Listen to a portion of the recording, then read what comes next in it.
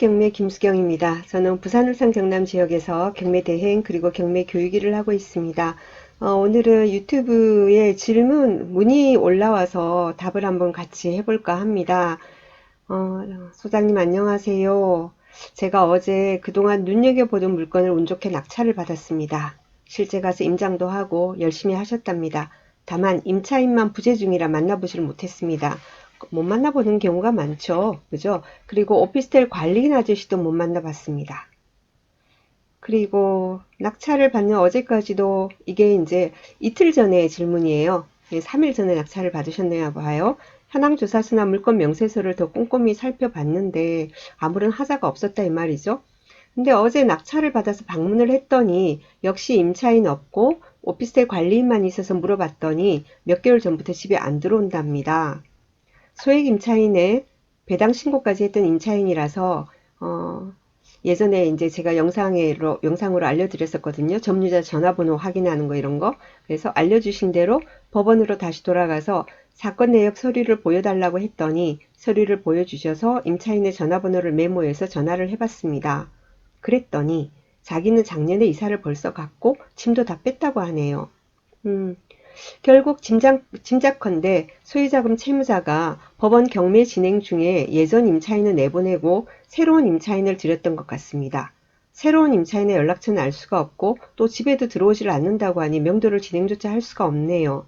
배당 신고까지 했던 임차인이 있어서 전액 배당으로 쉽게 명도가 될 거라 생각했는데 이런 상황이 되고 보니 지금 멘붕 상태입니다. 현황 조사서가 문제가 있다고 불허가 신청을 해야 할지 아니면 그냥 강제 집행으로 가야 할지 조언 부탁드릴게요. 불허가 신청 사유가 될까요? 그리고 꼭 낙찰 받고 싶었던 물건이라 명도비 등이 들지 않겠다고 생각해서 낙찰 금액을 높게 썼더니 여러 가지 세금이나 비용 내고 강제 집행 비용까지 들게 되면 노력에 비해 성과가 별로 없는데 정말 고민이네요. 그런데 여기 내용을 보면 문의자분이 혼자 지레 짐작해서 걱정하는 내용들일 수도 있어요. 낙찰을 받아갔더니 그 오피스텔 관리인이 몇 개월 전부터 집에 들어오지 않는다고 했다고 하고 임차인 전화번호를 알아서 연락을 해보니까 작년에 벌써 이사를 갔고 짐을 다 뺐다 그랬어요. 자 그러면은 작년에 이 사람 이사 갔다 치고 그리고는 관리인 아저씨의 기억이 맞아서 우리가 보통 몇 개월 이러면은 몇 개월 전부터 이러면은 상식적으로부터 2, 3개월, 3, 4개월 그 정도를 생각하잖아요. 그런데 벌써 10월이니까 그죠? 그럼 몇 달 전까지 누군가가 있었나? 그 내용을 이제 있었나 아니면은 관리인 아저씨 기억이 조금 또 잘못 왜곡될 수도 있잖아요. 그걸 확인하기 위해서는 어떻게 해야 되겠습니까? 관리사무소 그죠? 그냥 언제부터 안 보여요? 이게 아니라 관리비 내역서를 매달 왜 수도, 전기 이런 거 검침 내역 있지 않습니까? 그걸 먼저 확인을 하셔야 돼요. 관리사무소 방문하셔서 이제 낙찰자니까 관리비 한번 보자고 해가지고 그러면은 전기는 조금씩은 돌아갈 수 있어요. 뭐 홈오트나 빌트인 다 돼 있을 거니까 오피스텔 같은 경우에. 그런데 수도 사용량이 현저히 적다, 없다. 이러면 사람이 안 사는 거 아니겠습니까? 그죠? 수도 사용량이 없으면 수도 사용량으로 판단을 하는 겁니다. 그래서 한번 판단을 해보시고 그리고 이 임차인이 작년에 뭐 이사를 갔다 했는데 작년 언제 갔는지 아마 본인께서는 들으셨겠죠? 예, 그 이후로 수도 사용량이 거의 없다. 없다. 그렇다면은 그냥 여기는 공실로 지금 비어 있는 상태겠죠. 그죠? 그 이후에 사람이 누군가가 들어왔는지 안 들어왔는지는 수도 사용량을 보고 판단을 하시면 됩니다. 그래서 그 이후로 정말 이 사람이 나가고 그에 없다 하면은 너무 좋은 거죠. 그러면은 어떻게 되겠어요?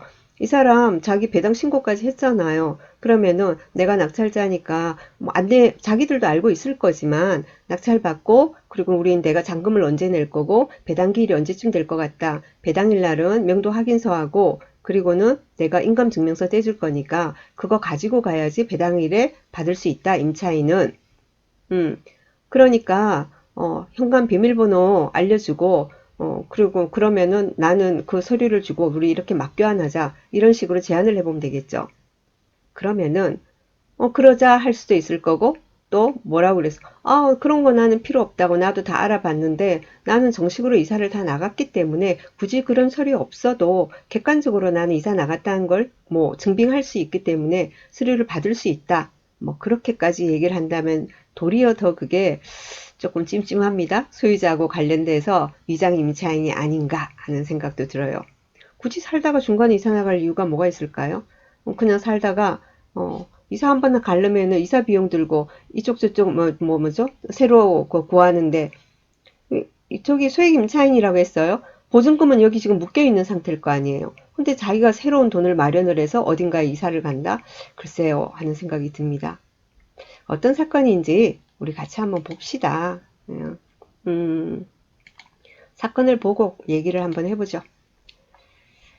10월 28일 날 낙찰건이군요. 10월 28일 날 낙찰건이고요.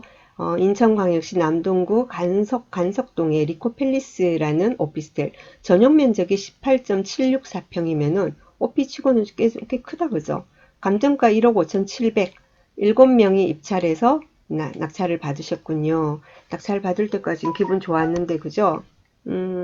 그러고 나서 그러면 우리가 서류 관계를 한번 봅시다. 서류 관계를. 잠깐만요. 제가 녹화할 때 무음을 해놓고 하는데 그냥 그대로 있어서 때레라 소리가 나서. 자, 여기 보니까 등기부 한번 보죠. 등기부. 등기부 보니까 2015년 10월 16일 날 이 땡땡씨 지금 현재 소유주가 매수를 했고요. 동일한 날짜에 근저당 설정됐습니다. 농협입니다. 여기가 말소 기준 등기예요. 자, 밑으로 근저당 가압류 있고 2018년 6월 27일 날 강제 경매가 들어옵니다. 강땡땡씨. 이게 뭐냐면은 임대차 보증금 관련이에요. 이 강제 경매 신청한 강땡땡씨는 그 이전에 살았던 임차인입니다. 이 임차인이 뭐죠? 임차 보증금을 되돌려 받지 못해서 경매를 신청을 한 거예요. 자, 그리고 그 밑에 2018년 7월 24일 날 농협에서 또 경매가 들어옵니다. 그 밑에 가압류, 뭐 이런 것, 압류 이런 게 있고요. 어쨌든가 뭐 문서상으로는, 서류상으로는 다 말소되는 그런 거라서 등기부상으로 그렇고 말소 기준 등기가 2015년 10월 16일인데 임차인 보겠습니다. 임차인 전입은 2018년 6월 4일이에요. 배당 요구 종기일 9월 7일이고 배당 요구 종기일 이전에 8월 20일 날 했습니다. 그리고 보증금 2천만 원입니다. 그래서 소액 임차인 최우선 변제에서 100%다 받을 수 있는 소액 임차인입니다. 이렇게 다 보니까 너무 간단하다 그죠? 너무 좋다 그죠? 자, 근데 여기서 합리적인 의심을 하셔야 합니다. 강제 경매 들어온 게 2018년 6월 27일이에요. 6월 27일이고 이 사람 전입 날짜가 6월 4일입니다. 경매 들어오기 직전에 전입이 됐습니다. 직전에 전입이 됐어요. 자, 법원에 가셔가지고는 서류 열람을 하셨다고 했습니다. 전화번호만 보고 그냥 오셨습니까? 계약서도 계약서 사본도 들어와 있을 것이고, 그랬을 겁니다. 그 계약서가 소유자하고 이 사람하고 직거래 형식으로 된 그런 어떤 계약서 같으면은 위장 임차인일 가능성이 상당히 높습니다. 상당히 높습니다. 그리고 이 사람이 이제 이사를 나갔다. 보증금 있잖아요. 앞에 이 사람도 보증금을 되돌려받지 못해서 경매가 들어올 정도인데 이 사람 보증금을 주고 받아서 나갔을 리는 없을 거 아닙니까? 그죠? 그런데 새로운 데 갔는데 또 보증금이 필요한데 이 멀쩡한 집을 냅두고 그죠? 그냥 살고 있어도 되고 이런 경우 있지 않습니까? 보통 월세도 안 내잖아요. 경매 들어오면. 그렇지 않습니까? 나중에 뭐 소유자가 거기에 대해서 브레이크를 거는 경우도 있지만은 어디론가 가버리고 그런 거 뭐 나설지도 않고 뭐 그래서 도리어 이익을 보는 경우도 있습니다. 소액 임차인들이 아무도 브레이크를 안 걸면. 그런데 이사를 가버렸다. 그것도 좀 찜찜하죠.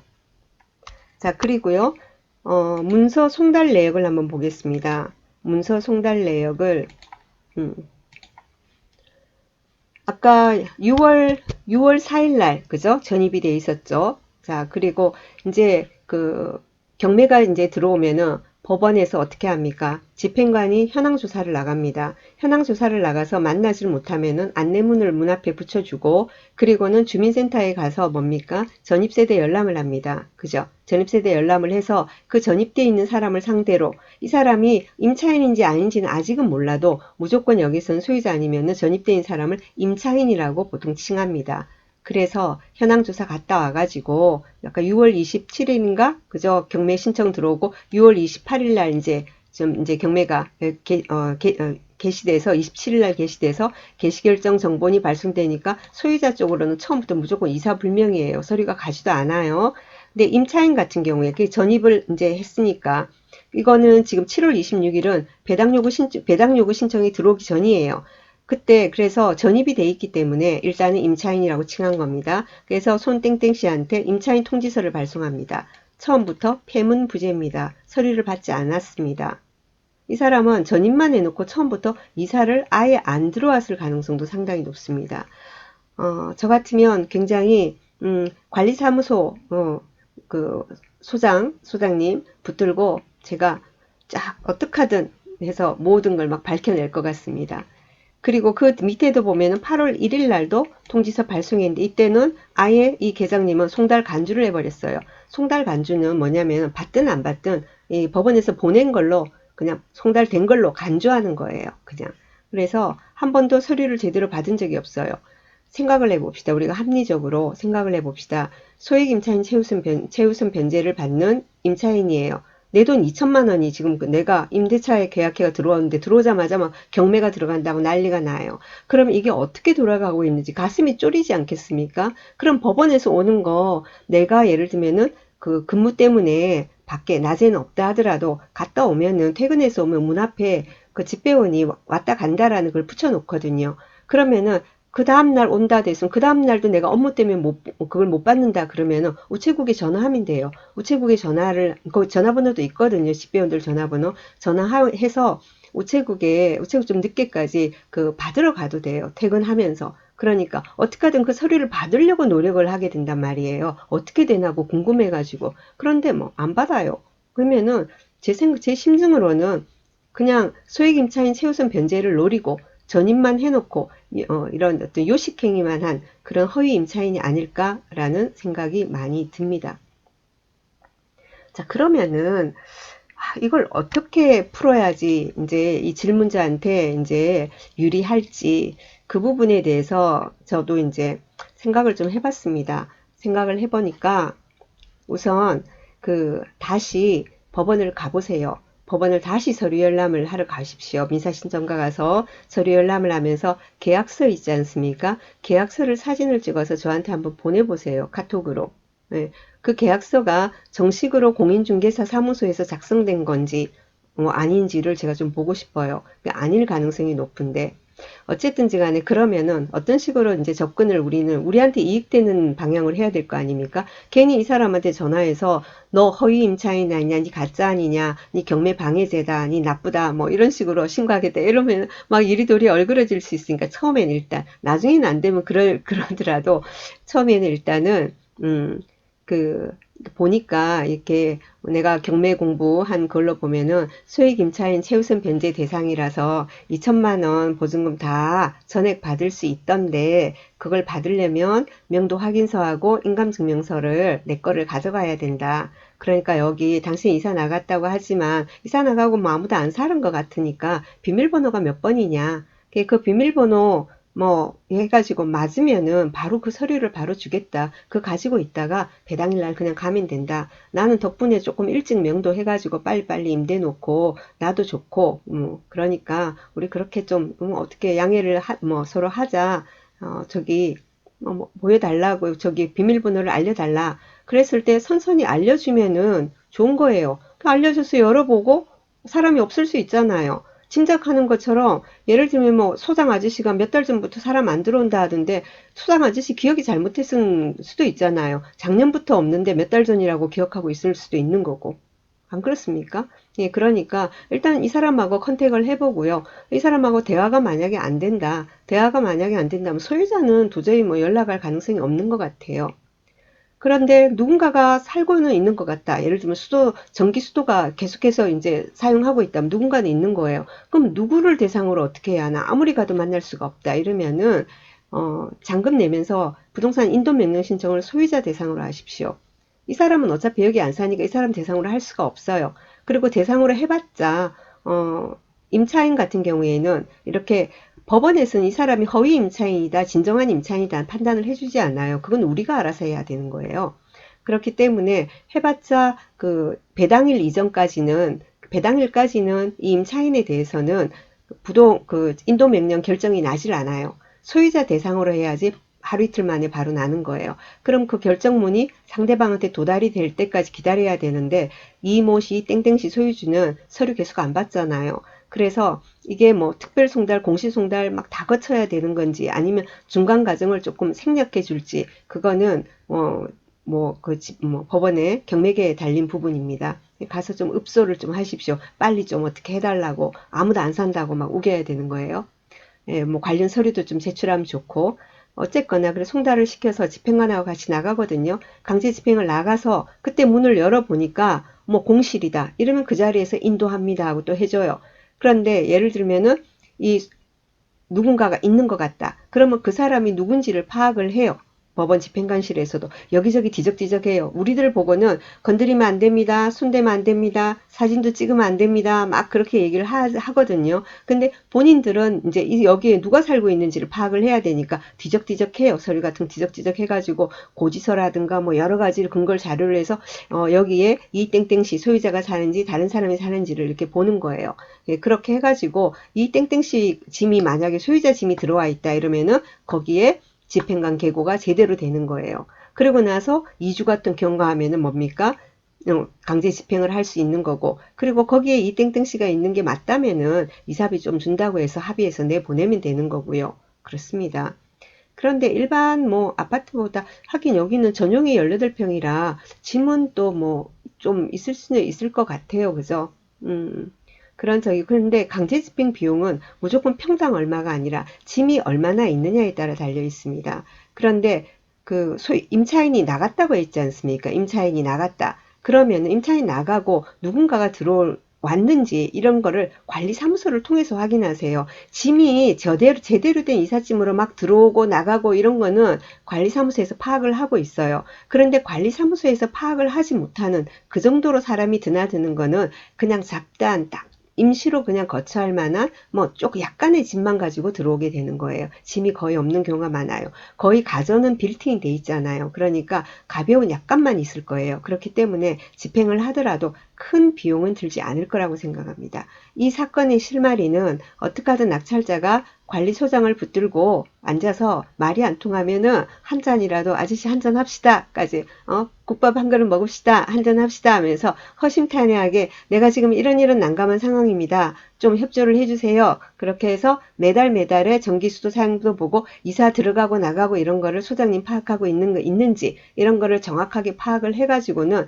계산을 잘 해야 돼요. 여기에 사람이 지금 현재 있다 없다 짐이 얼마나 있다 없다를 이제 판단을 나름 해가지고는 움직이셔야 됩니다. 그거는 그거대로 진행을 하고 일단 정리합니다. 첫 번째는 임차인한테 연락합니다. 손 땡땡씨한테 연락해서 명도 확인서 인감증명서 줄게 현관 번호를 달라.